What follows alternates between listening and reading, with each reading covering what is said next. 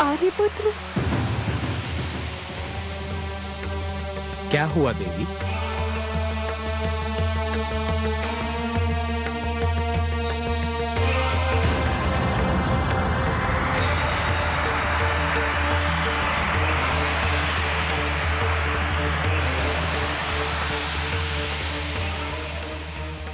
नहीं नहीं सुमित्रा नंदन, नहीं, बाण मत चलाना। मैं तुम्हारा शत्रु नहीं, मित्र हूं। रुक जाओ अनुज। भ्राताश्री, ये किसी राक्षस की माया भी हो सकती है।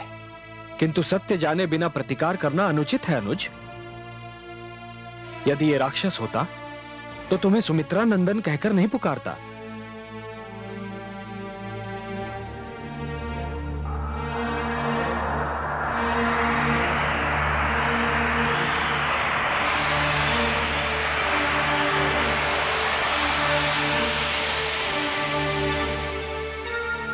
कौन है आप? आपका विशालकाय शरीर देखकर मेरी पत्नी जानकी तो अत्यंत भयभीत हो गई थी। मुझसे भयभीत होने की कोई आवश्यकता नहीं है। मैं आपके पिता श्री महाराज दशरथ का मित्र हूं। मेरी महाराज से यही भेंट हुई थी जहां आप तीनों खड़े हैं। बहुत समय हो गया इसको। महाराज शब्द भेदी बाण विद्या का अभ्यास करने यहीं आए थे। 7 दिन की तपस्या के लिए महाराज दशरथ इसी स्थान पर ध्यान मग्न बैठे थे।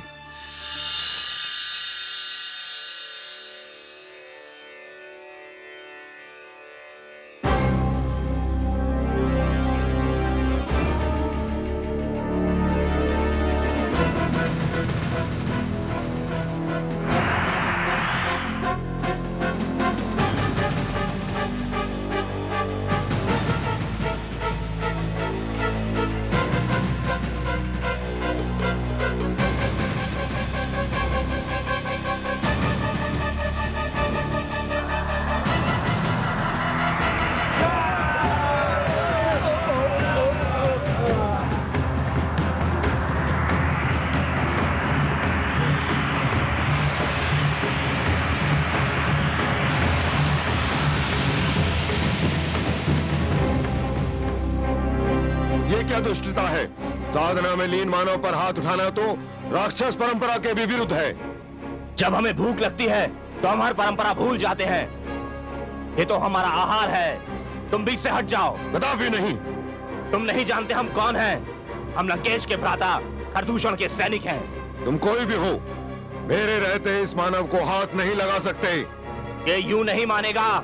पहले इसे कोई समाप्त करना होगा।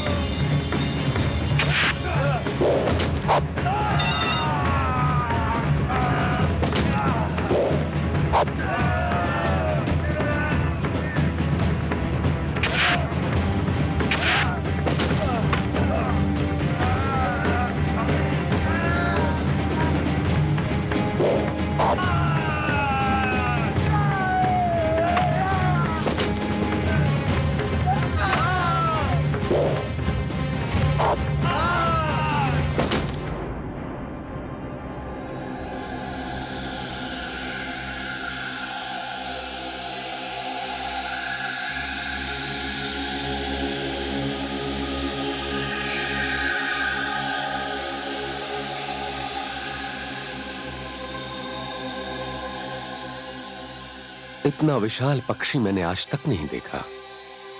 कौन है आप? और ये दुष्ट राक्षस आप पर आक्रमण क्यों कर रहे थे? मैं भगवान विष्णु के वाहन गरुड़ के भ्राता अरुण का पुत्र जटायु हूं। दुष्ट राक्षसों ने आपको तपस्या में लीन देखकर आप पर आक्रमण करना चाहा। ये मैं सहन न कर सका और मैंने इन्हें रोके रखा। धन्य है आप। अयोध्यापति दशरथ आपके प्रति अपना हार्दिक आभार प्रकट करता है। आप रघुवंशी सम्राट दशरथ हैं। आपके दर्शन करके तो मैं धन्य हो गया। मेरी मित्रता स्वीकार कीजिए। आपकी मित्रता स्वीकार करना तो मेरा सौभाग्य है।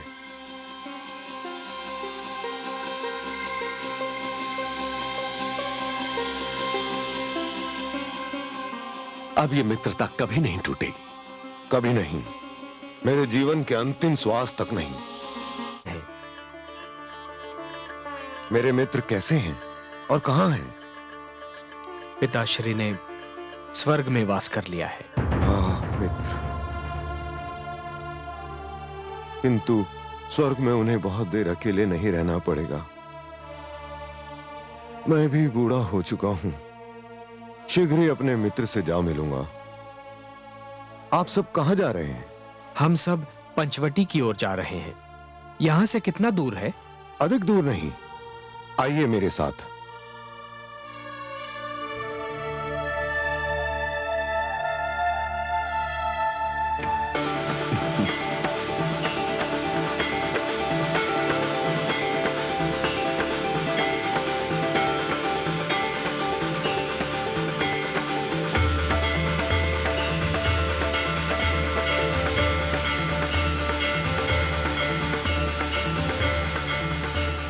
ओम गुरुवे नमः।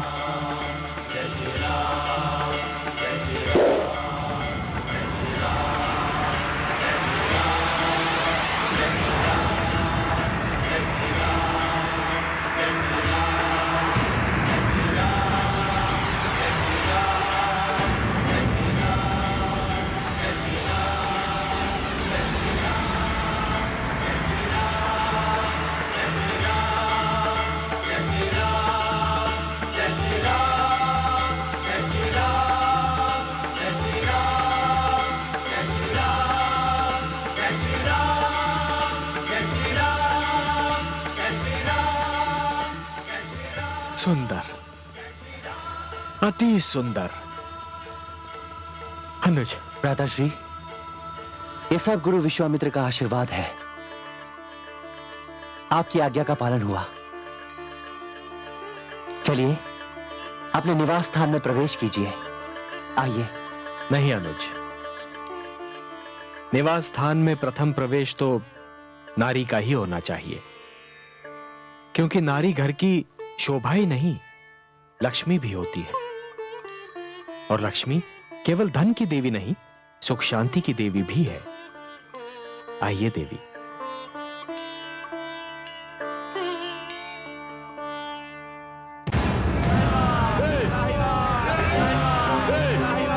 रुक जाओ, पकड़ो इन्हें। हम छोड़ेंगे नहीं तुम्हें। रुक जाओ, कहां जाओगे? रुक जाओ, रुक जाओ, हम छोड़ेंगे तुम्हें।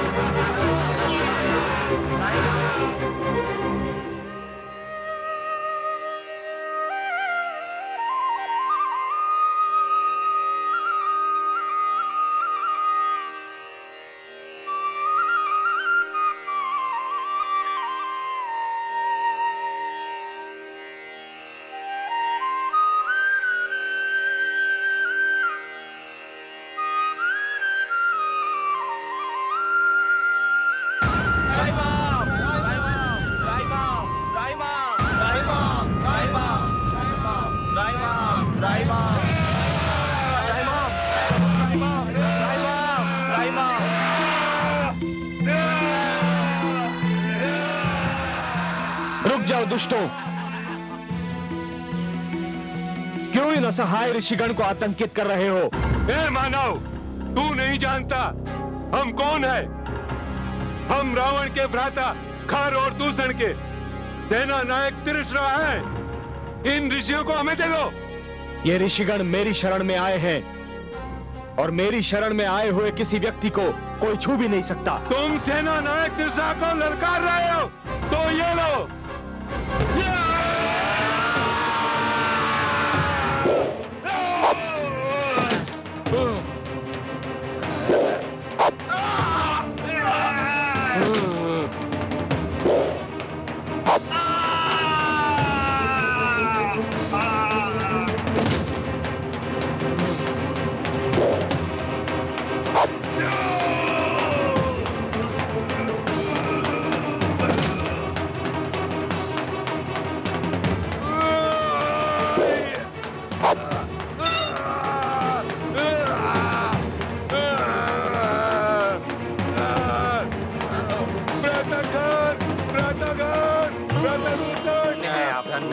आप धन्य हैं, आप धन्य हैं प्रभु, धन्य हैं, धन्य हैं प्रभु।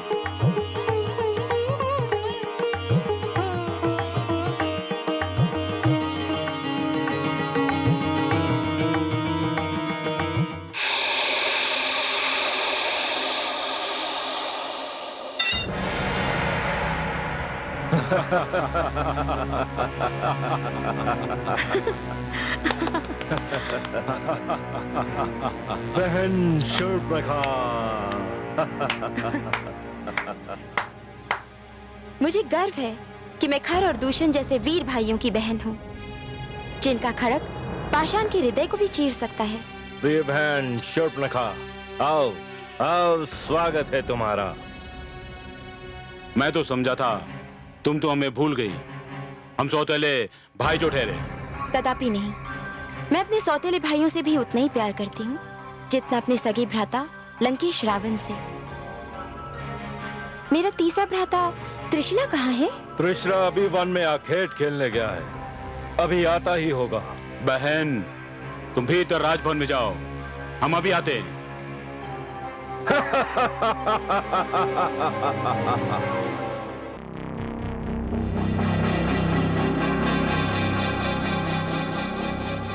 व्रताखंड, व्रतदूषण, व्रताखंड, व्रतदूषण, व्रताखंड, व्रतदूषण।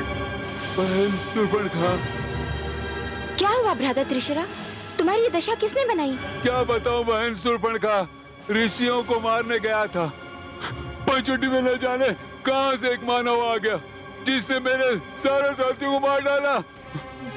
मैं बड़ी कठिनाई से अपने प्राण बचाकर भाग पाया हूँ। मानव? देखने में तो मानव ही लगता है, किंतु महावीर लगता है। अपार शक्ति है उसमें, लगता है सारे संसार में उसे कोई हरा नहीं सकता। मुझे विश्वास नहीं होता। पर मुझे विश्वास है, मैं उसका सामना कर चुका हूँ। मेरे जैसा वीर उसे हरा नहीं सकता, लगता है उसे कोई हरा ही नहीं सकता। व्रताखंड और दूषण के साथ मिलकर उस पर आक्रमण करने के अतिरिक्त और कोई उपाय समझ में नहीं आता। न जाने कौन है वो मानव। कोई भी हो, परंतु ऐसा मानव है देखने योग्य। सुनो भ्राता त्रिशला, अभी भ्राता खर और दूषण से कुछ न कहना। पहले मैं पंचवटी जाकर देखती हूँ कि कौन है वो जो राक्षसों से भयभीत नहीं होता। नहीं नहीं बहन, अकेली मत जाना, कहीं वो तुम्हें क्षति न पहुंचा दे। क्षति? और मुझे? मुझे कोई क्षति नहीं पहुंचा सकता, क्योंकि मैं खर, दूषण, त्रिशला और लंकेश रावण की बहन शूर्पणखा हूँ। शूर्पणखा।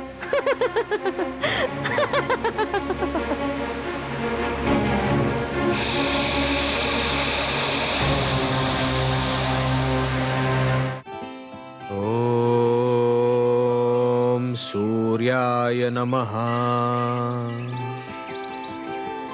ओम रवये नमः। ओम आदित्याय नमः।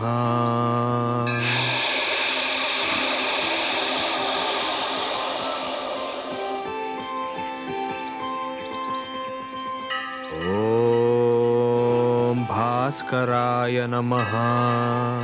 यही है वो मानव, भ्राता त्रिशला जिसकी बात कर रहे थे। नहीं नहीं, ये मानव नहीं, मानव तो मैंने बहुत देखे हैं। ये तो त्रिलोक का कोई देवता लगता है जो भटक कर पृथ्वी पर आ गया है। ओम सवित्र नमः। ये मानव नहीं हो सकता। ये तो लगता है सूर्य की किरणों ने मानव का रूप धारण कर लिया हो। इसके मुख पर तो दृष्टि ही नहीं ठहर पा रही। ओम प्रभाकराय नमः। शूर्पणखा, ये तुझे क्या हो गया है? अपने शत्रु से ही तुझे प्रेम हो गया? ये तो वही है जिसके लिए मैंने जन्म लिया है। आज पहली बार मुझे विश्वास हो रहा है कि भ्राता श्री लंकेश ने मेरे पति का वध करके अच्छा ही किया। मैं तो इसके लिए ही बनी हूं। नहीं, मैं तो इसे क्षति पहुंचाने की सोच भी नहीं सकती। इसे तो कोई क्षति नहीं पहुंचा सकता। ये मेरा प्रेम है, मेरा स्वप्न है, मेरा पति है। हाँ, यही मेरा पति है। अब मेरे खोज का अंत हुआ। मेरे होते हुए इसे कोई क्षति नहीं पहुंचा सकता, कोई नहीं पहुंचा सकता।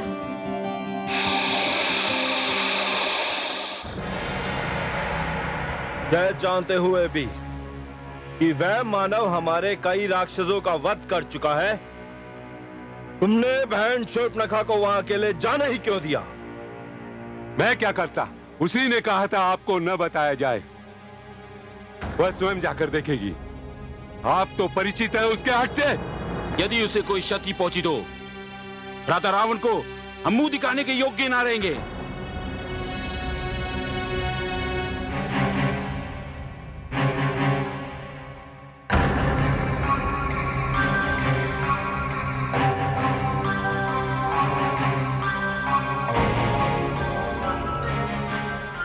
बहन शूर्पणखा, कहां खोई भी हो तुम? उस मानव ने तुम्हें किसी प्रकार की कोई क्षति तो नहीं पहुंचाई? क्षति? हाँ, पहुंचाई है। घायल कर दिया है उसने मुझे। घायल कर दिया? किसी प्रकार का कोई घाव नहीं दिख रहा और तुम कहती हो तुम्हें घायल कर दिया? दिखाई नहीं देगा। बहुत गहरा घाव है। मेरा हृदय घायल हो चुका है। क्या कह रही हो बहन? हमें कुछ समझ में नहीं आ रहा। तुम्हें घायल करने का उस मानव को हम कठोर दंड देंगे। नहीं, कदापि नहीं। उसे क्षति पहुंचाने का ध्यान अपने मन में भी न लाना। परंतु क्यों? क्योंकि उसने अपनी पौरुष और सुंदरता से मुझे घायल किया है। उसकी एक झलक ने मेरे जीवन का सूनापन दूर किया है। उसे देखते ही मैं उस पर मोहित हो गई। राक्षसी, और वो एक तुच्छ मानव पर मोहित हो गई। हम राक्षस मानवों से श्रेष्ठ हैं। हमें इस प्रकार उनकी प्रशंसा करना शोभा नहीं देता बहन। भ्राता रावण सुनेंगे तो क्रोध से पागल हो जाएंगे। मुझे मेरे प्रिय भ्राता रावण ने वचन दिया है कि जिसे भी मैं अपने पति के रूप में चुनूंगी उसे वे सहर्ष स्वीकार करेंगे। तुम लोग चिंता मत करो। मुझे बस इतना ही जानना है कि उसने मुझे तो मोहित कर दिया, परंतु मैं उसे मोहित कैसे करूंगी? और ये मैं जानकर ही रहूंगी। बहन,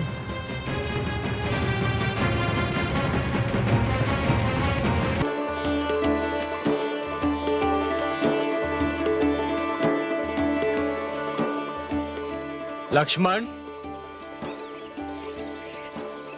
लक्ष्मण,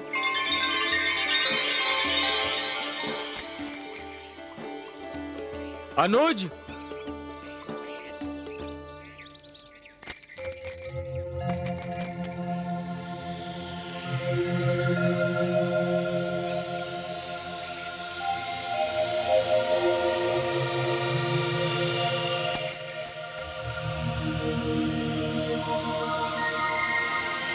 हे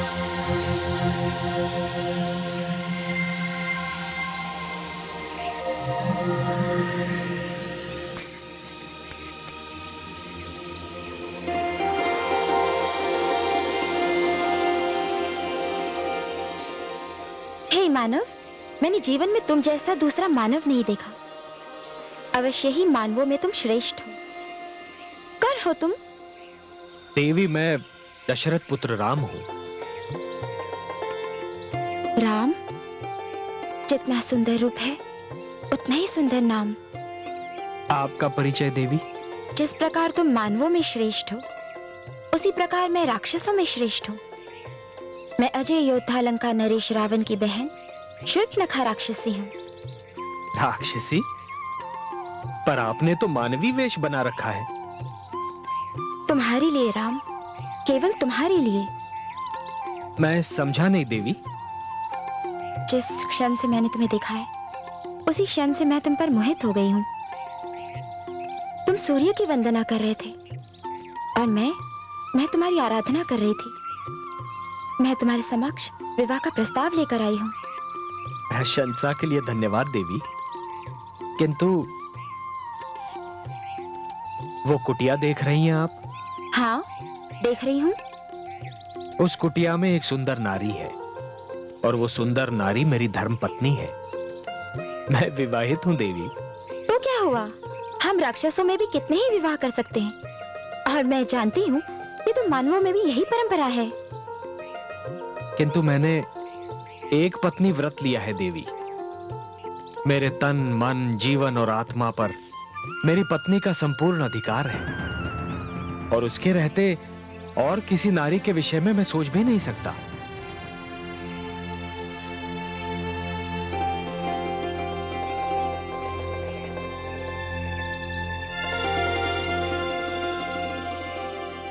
ये कौन है?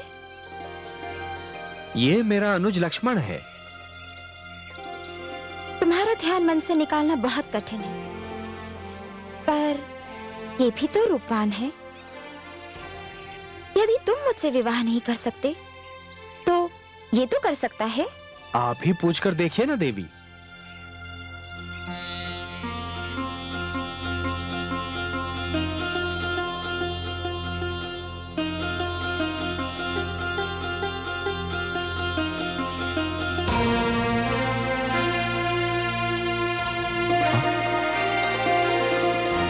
आप कौन है देवी? मैं राक्षसी शूर्पणखा हूँ। मुझे अपने लिए एक वर की खोज है। क्या तुम मेरे विवाह का प्रस्ताव स्वीकार करोगे? मुझे खेद है देवी कि मैं आपका यह प्रस्ताव स्वीकार करने में असमर्थ हूं। क्यों? क्या तुम भी अकेले नहीं हो? हूं भी और नहीं भी। अर्थात? नहीं इसलिए देवी कि मेरी एक धर्म पत्नी है, और हूं इसलिए कि इस समय वो मेरे साथ नहीं है। ये तो बहुत अच्छा हुआ। मैं तुम्हारे साथ रहूंगी, तुम्हारा अकेलेपन मिटाऊंगी। मुझे खेद है देवी, किंतु ये संभव नहीं है। क्यों? क्यों संभव नहीं है? वो इसलिए कि मैं यहां अपने भ्राताश्री का सेवक बनकर आया हूं, और एक सेवक को यह अधिकार नहीं है कि वो अपने अतिरिक्त एक और सेविका का बोझ अपने स्वामी के कंधों पर डाले। आर्यपुत्र,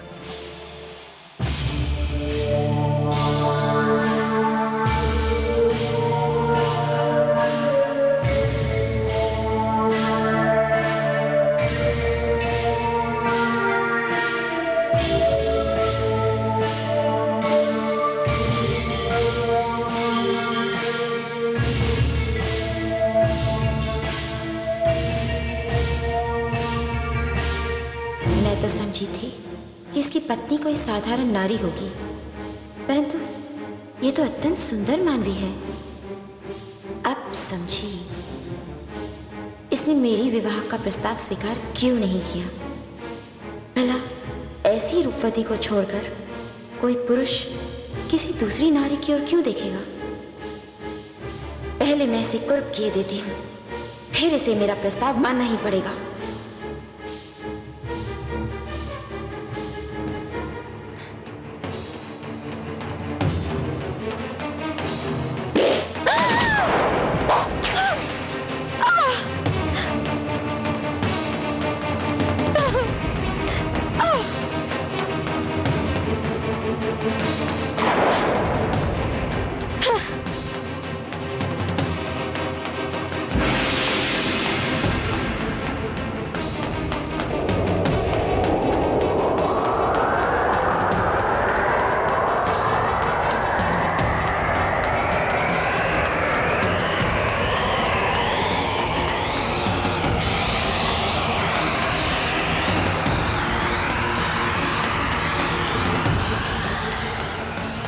दुष्ट, ये क्या किया तूने? मेरी नाक काट दी, मुझे कुरूप बना दिया। ये देख,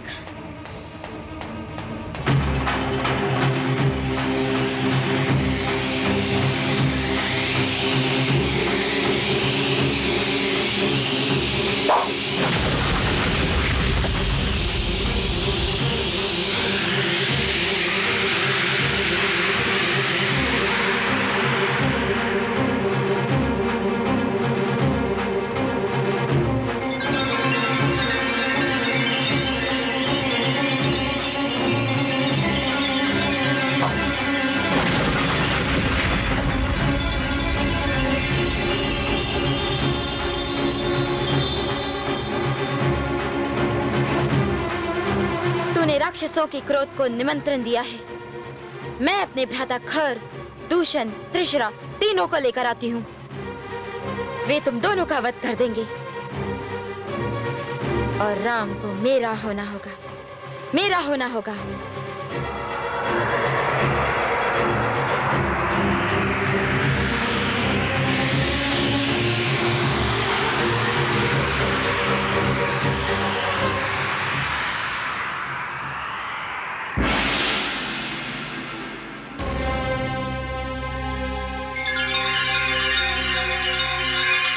अब ये दुष्टा अपने भाइयों को लेकर आएगी। हम पर आक्रमण होगा अनुज। लक्ष्मण, तुम सीता को लेकर किसी कंदरा में छुप जाओ। मैं नहीं चाहता कि जनक नंदिनी रक्तपात देखे। भ्राताश्री, आप भाभीश्री को अपने साथ ले जाइए। इन राक्षसों को तो मैं देख लूंगा। नहीं अनुज, ये मेरी मर्यादा के विरुद्ध है। तुम जाओ। किंतु भ्राताश्री, ये मेरा आदेश है अनुज। जो आज्ञा भ्राताश्री।